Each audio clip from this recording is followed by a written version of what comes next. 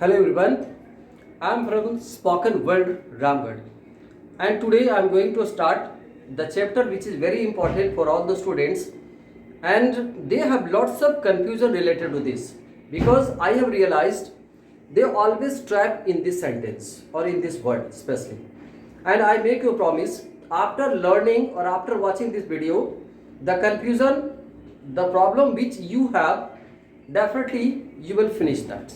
So please try to listen carefully or you will not try to skip from there, otherwise you will miss many things. So please you will finish full video.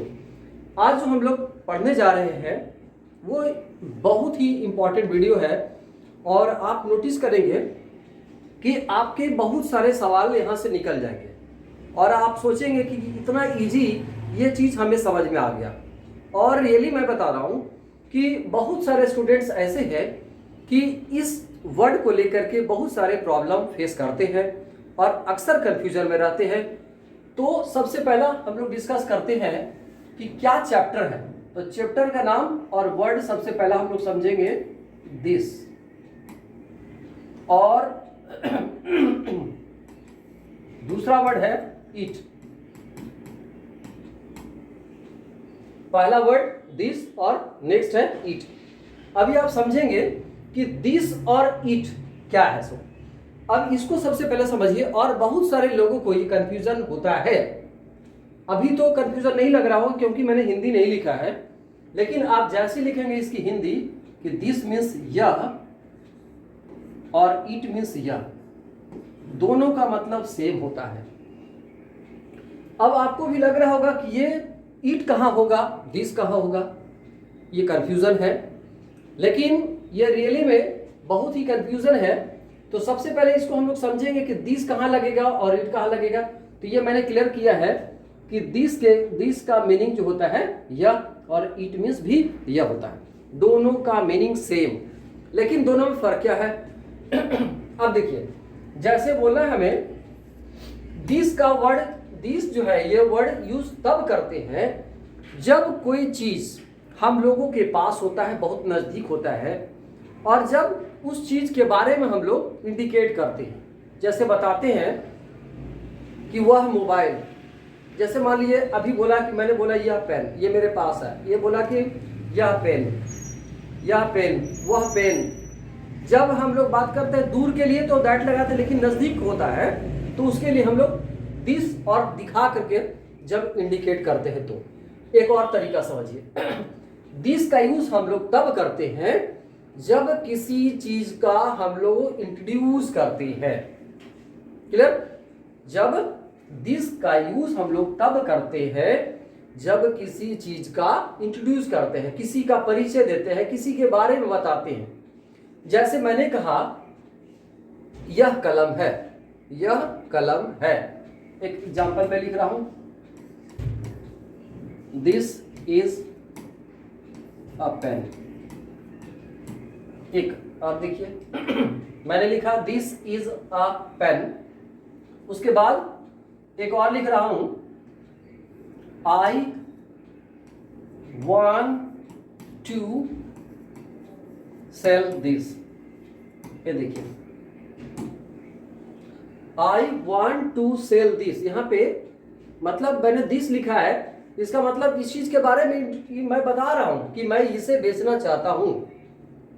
और सबसे पहला थोड़ा से इसके बारे में और समझते हैं, अभी क्लियर हो जाएगा। अभी समझ में नहीं आ रहा होगा, लेकिन थोड़ा सा वीडियो देखेंगे तो समझ में आएगा। जैसे मैंने कहा कि यह एक पेन है, यह एक पेन है, यह कलम है, तो मैंने इसके बारे में क्या बताया, यह कलम है, ये मैंने बताया कि यह कलम है।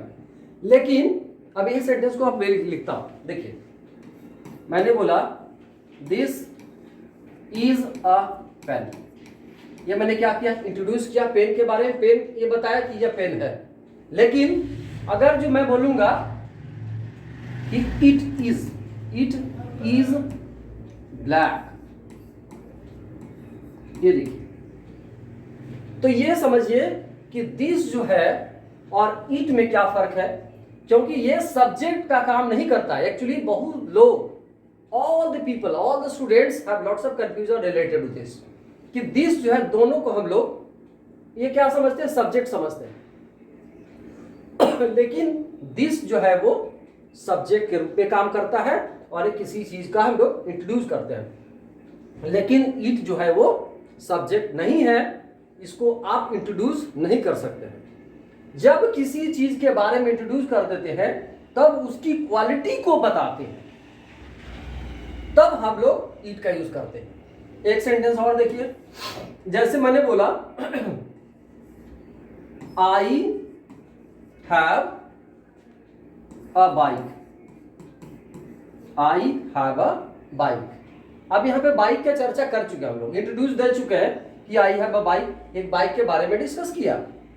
अब मैंने बोला कि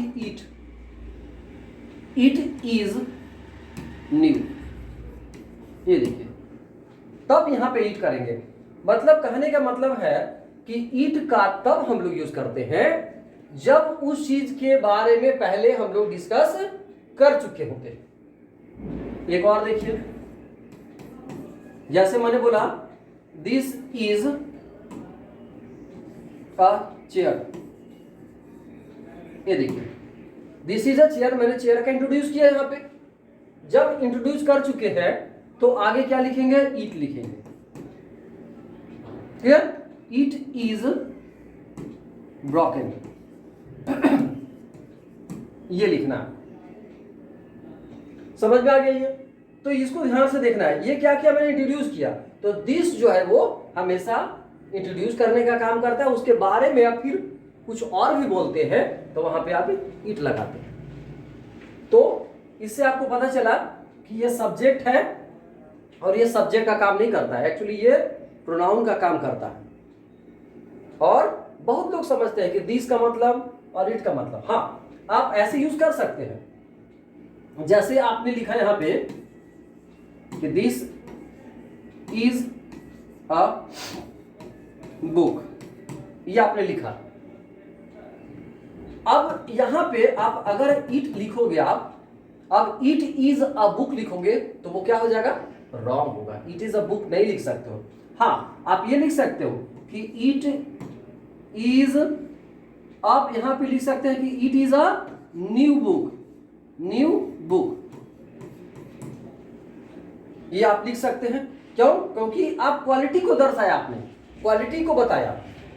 एक और देखिए, इसको समझिए। जैसे यहां लिखा मैंने दिस इज अ पेन, ये लिखा आपने।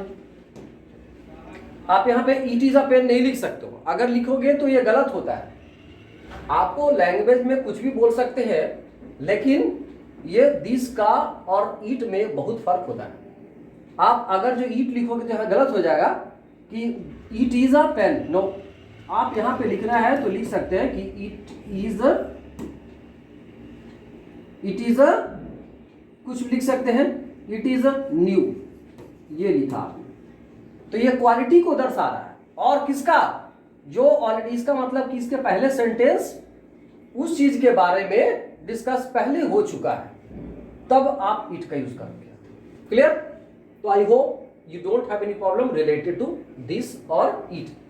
ये देखिए, दिस मैंने क्या बोला, इंट्रोड्यूस करते हैं, और जब किसी का क्वालिटी बताते हैं तो इट लिखते हैं, मतलब उसके बारे में जब बताते हैं। जैसे मैंने बोला कि this is a shirt, this is a shirt, ये शर्ट है, और बोलेंगे ये लाल है तो ईट लगाएंगे वहां पे, इट इज अ रेड, ऐसे करना। समझ में आ गया? जैसे मैंने बोला this is remote, this is a remote, this is a remote, मतलब रिमोट का मैंने क्या किया, बताया उसके बारे में कि रिमोट है और वो कैसा है, तो वो ब्लैक है या पुराना है या न्यू है, तो बोलेंगे इट इज, यह पुरानी है, इट इज, ऐसे हम लोग बोल सकते हैं। इट लगाना हुआ हम लोग को। Okay, so I hope your doubt is clear now. Okay, thank you for watching. Okay, and keep watching my video. Thank you for supporting. Okay, bye.